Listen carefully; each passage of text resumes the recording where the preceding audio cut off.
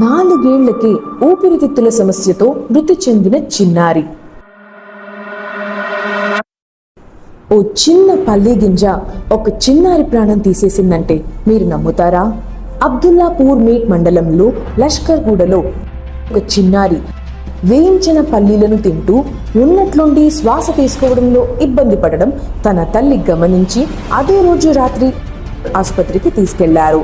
పరీక్షించిన వైద్యులు ఊపిరితిత్తులలో పల్లి గింజ ఇరుక్కుపోయిందని, ఆపరేషన్ చేసి తొలగించాల్సి ఉంటుందని కుటుంబ సభ్యులకు సూచించారు.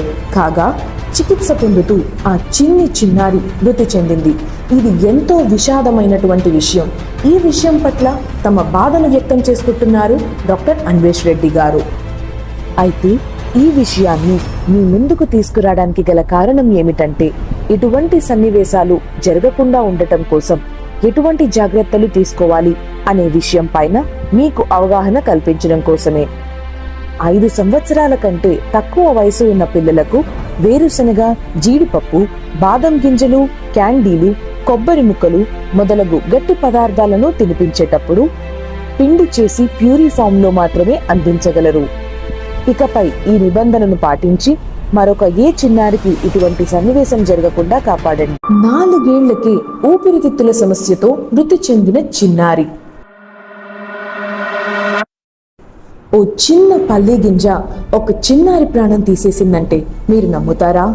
అబ్దుల్లాపూర్ మేట్ మండలంలో లష్కర్గూడలో ఒక చిన్నారి వేయించిన పల్లీలను తింటూ ఉన్నట్లుండి శ్వాస తీసుకోవడంలో ఇబ్బంది పడడం తన తల్లి గమనించి అదే రోజు రాత్రి ఆసుపత్రికి తీసుకెళ్లారు.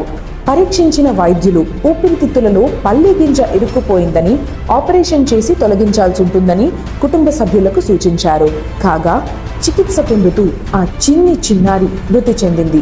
ఇది ఎంతో విషాదమైనటువంటి విషయం. ఈ విషయం పట్ల తమ బాధను వ్యక్తం చేసుకుంటున్నారు డాక్టర్ అన్వేష్ రెడ్డి గారు.